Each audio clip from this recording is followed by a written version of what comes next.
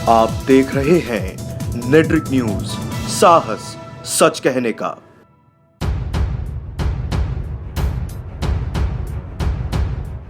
नमस्कार, मैं हूं देवनाथ पांडे और आप देख रहे हैं कहानियां राजनेताओं की। उत्तराखंड और उत्तर प्रदेश के पूर्व मुख्यमंत्री एनडी तिवारी अब हमारे बीच नहीं है। लंबे समय से बीमार चल रहे एनडी तिवारी का दिल्ली के मैक्स अस्पताल में निधन हो गया। उनकी मौत के बाद हर कोई उन्हें याद कर रहा है और जब किसी की याद आती है तो कुछ बातें अच्छी होती हैं तो कुछ बुरी बातें भी होती हैं। और अगर हम नारायण दत्त तिवारी की जिंदगी के बारे में बात करें तो उनकी जिंदगी के ऐसे कई पन्ने हैं जो विवादों से भरे हैं। राजनीतिक कलियों में तो एनडी तिवारी को विवादों का शहंशाह कहा जाता है। तो आज के इस एपिसोड में हम बात करेंगे नारायण दत्त तिवारी की जिंदगी से जुड़ी उन विवादों की जिसने उन्हें सुर्खियों में बनाए रखा। कहते हैं कि मर्द जब तक जिंदा है तब तक वो मर्द ही है, और अगर इस कहावत को समझना है तो एनडी तिवारी से बेहतर मिसाल कोई और नहीं।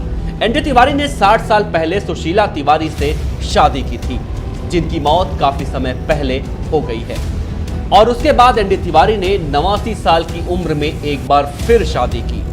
अब सोचने वाली बात यह है कि जो शख्स पूरी जवानी और आधे से ज्यादा बुढ़ापा बिना शादीशुदा जिंदगी गुजारे काट दिया हो, जिस शख्स का आधा पैर कब्र में लटका हो, तब उसे शादी करने की क्या जरूरत है।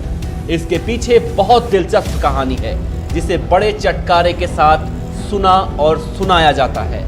दरअसल नारायण दत्त तिवारी ने शादी तो की थी, लेकिन शादीशुदा जिंदगी जी नहीं पाए, क्योंकि शादी के कुछ वक्त बाद ही पत्नी का निधन हो गया, जिसके बाद उन्होंने शादी नहीं करने का फैसला किया। लेकिन बिना शादी के जिस्मानी रिश्ता वो और लड़कियों से मनाते रहे, जिसका खुलासा तब हुआ जब तिवारी जिंदगी के 85 बसंत देख चुके थे। 85 साल की उम्र में तेलुगु टीवी स्क्रीन पर तिवारी का एक ऐसा स्कैंडल सामने आया जिसमें वो राजभवन में 3 लड़कियों के साथ रंग रैलियां मनाते हुए पाए गए। 2004 में तेलुगु टीवी पर 1 घंटे का पूरा वीडियो दिखाया जा रहा था, जिसमें तिवारी तीनों के साथ अश्लीलता की सारी हदें पार कर रहे थे।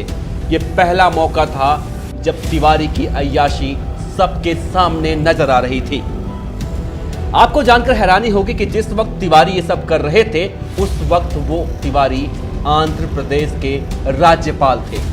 जांच के बाद ये मालूम चला कि एक माइनिंग डील से जुड़े मामले को लेकर ये लड़कियां उनके पास भेजी गई थी, जिसे तिवारी ने विपक्ष की साजिश बताया।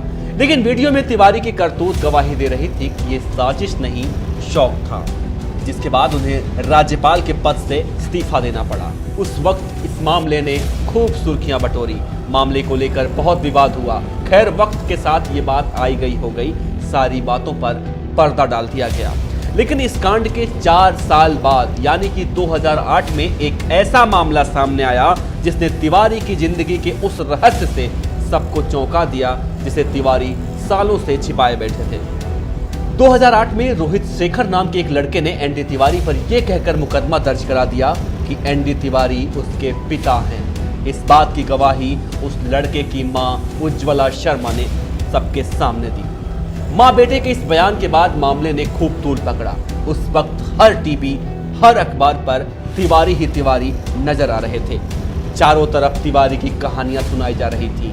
रोहित नारायण दत्त को अपना पिता बता रहा था और तिवारी इसे एक राजनीतिक षड्यंत्र करार दे रहे थे, जिसकी वजह से ये मामला काफी लंबा चला। तिवारी इस बात को कबूलने के लिए कतई तैयार नहीं थे कि उज्ज्वला शर्मा नाम की औरत से उनका कोई लेना देना है। रोहित को बेटा मान लेना तो बहुत दूर की कौड़ी थी, जिसकी वजह से ये मामला पूरे 6 साल तक चला। रोहित और उसकी मां के बयान और मीडिया प्रेशर के बाद जब इस मामले की सुनवाई कोर्ट में हुई तो जज ने एनडी तिवारी का डीएनए टेस्ट कराने का आदेश दिया, और इसके बाद जो कुछ हुआ वो हैरान करने वाला था।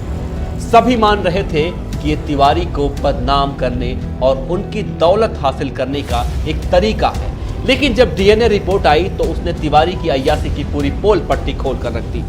एनडी तिवारी और रोहित शेखर का डीएनए टेस्ट मैच हो गया। तिवारी पर रोहित और उसकी मां का सारा आरोप सही साबित हुआ, जिसके बाद तिवारी को रोहित की मां यानी उज्ज्वला से शादी करनी पड़ी। एनडी तिवारी को लेकर एक किस्सा यह भी है कि 70 के दशक में यूपी के मुख्यमंत्री रहते हुए एनडी तिवारी ने संजय गांधी की चप्पलें उठाई थी और चप्पल उठाने वाले किस्से को सुनाएंगे आपको अपने अगले एपिसोड में। बहरहाल अभी के लिए इतना ही। देश और दुनिया की तमाम अहम खबरों के लिए आप देखते रहिए नेटरिक न्यूज और आप अपना सुझाव नीचे कमेंट के जरिए देना ना भूलें। फिर मिलते हैं, शुक्रिया।